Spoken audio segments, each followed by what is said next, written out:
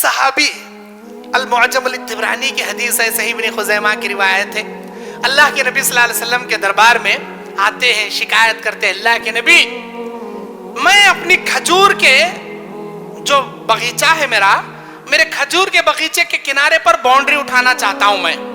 اب باؤنڈری اٹھا رہا ہوں، میں میرا باڑ بنا رہا ہوں، کمپاؤنڈ اٹھاتے اٹھاتے ایک یہودی کا باغیچہ ہے میرے باغیچے کے بالکل بازو میں، ان کا ایک درخت ایسا آڑا ہوگا ہے، پیڑ ان کے باغیچے میں ہے لیکن اس کا تنا میرے باغیچے میں ایسا آڑا ہوگا ہے.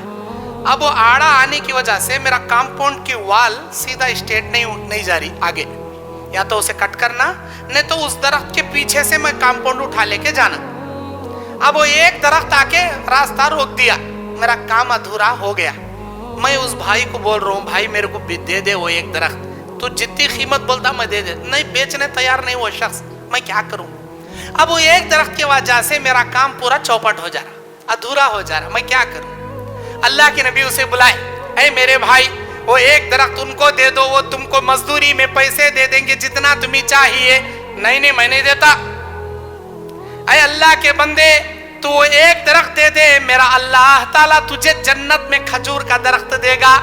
تو ایک درخت دے دے تیرے بھائی کو، اللہ تعالیٰ جنت کا کھجور کا درخت تجھے دیں گا.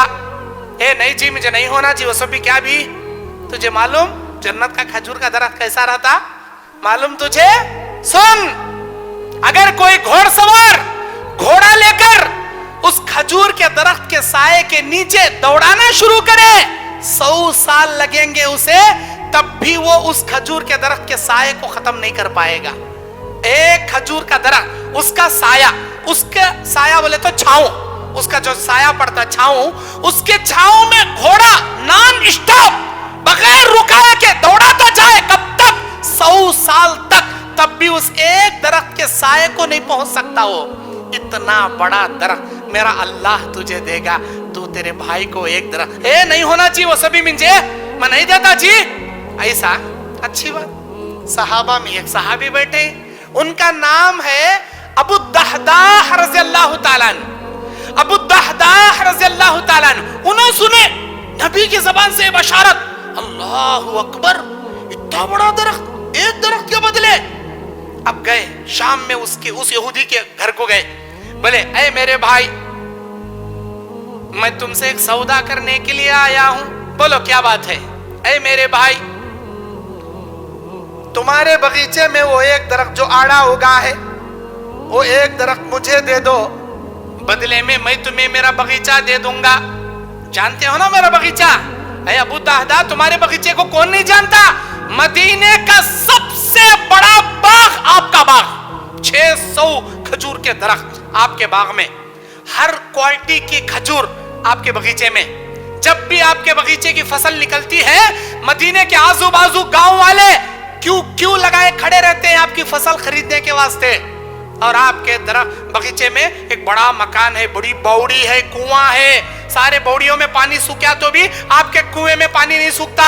اتنا بڑا کنواں، اتنا بڑا گھر، اتنا بڑا باغیچہ، کون نہیں جانتا جی؟ تمہارے باغیچے کے بارے میں کون نہیں جانتا جی؟ ارے سب سے بڑا باغیچہ تمہارا. ابو الدحداح رضی اللہ تعالیٰ عنہ کہتے اے اللہ کے بندے قسم اللہ کے کھا کے کہتا ہوں، میں میرا سارا باغ اپنے کنویں اپنے مکان کے ساتھ میں تیرے نام کر دوں گا، تو ایک درخت مجھے دے دے. اے ابو الدحداح ہوش میں تو ہو؟ کیا کہہ رہے ہو؟ ہاں پورا ہوش میں ہوں، مکمل ہوش میں ہوں. ٹھیک ہے سودا منظور، وہ ایک درخت تمہارے نام، تمہارا باغیچہ میرے نام. اچھی بات. اب اللہ کے نبی کے دربار میں آتے ہیں ابو الدحداح، کہتے ہیں اللہ کے نبی صلی اللہ علیہ وسلم میں وہ ایک درخت اس بھائی سے لے لیا، اللہ کے لیے اللہ کے رسول کے لیے دیتا ہوں. ایک درخت مجھے نہیں چاہیے، اللہ کے لیے اللہ کے رسول کے لیے آپ چاہیں تو اس بھائی کو دے دیجئے جس کے لیے وہ ضرورت ہے.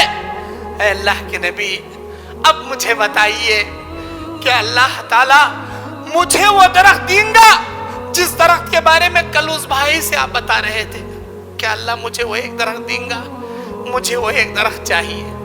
اللہ کے نبی نے فرمایا ابو الدحداح تو ایک درخت کی بات کرتا ہے، میرا اللہ تعالیٰ تیرے دینے کی فیاضی سے اتنا خوش ہوا، جنت میں کئی کھجوروں کے باغ تیرے نام اللہ کر دیا. बात करता है, जन्नत में कई खजूरों के बाग मेरा अल्लाह तेरे नाम कर दिया। मेरे भाइयों, इसे कहते हैं अल्लाह के लिए देना, अल्लाह के लिए अपने दिल से लुटाना, अल्लाह के लिए अपने दिल से इखलास और लिल्लाहियत के लिए खर्च करना। खैर, हमारी जिंदगी ऐसे वैसे जैसे भी चले जाएगी, लेकिन जो दौलत हम छोड़कर जाएंगे ना, किसी काम नहीं आएगी। जो दौलत अल्लाह के लिए, अल्लाह के रसूल के लिए हम वक्फ करेंगे ना, वही हमारी असल दौलत होगी, जो दुनिया में भी काम आएगी, आखिरत में भी काम आएगी। मस्जिद इबादुर रहमान के प्लेटफार्म से होने वाली दावत व तबलीग के मिशन को आगे बढ़ाने में हमारा भरपूर साथ दें। इल्म व अमल से नाता जोड़ने के लिए अहले इल्म से जुड़ें। मस्जिद इबादुर रहमान के यूट्यूब चैनल को सब्सक्राइब करें और आगे शेयर करना हरगिज़ ना भूलें। फजज़ाकुमुल्लाहु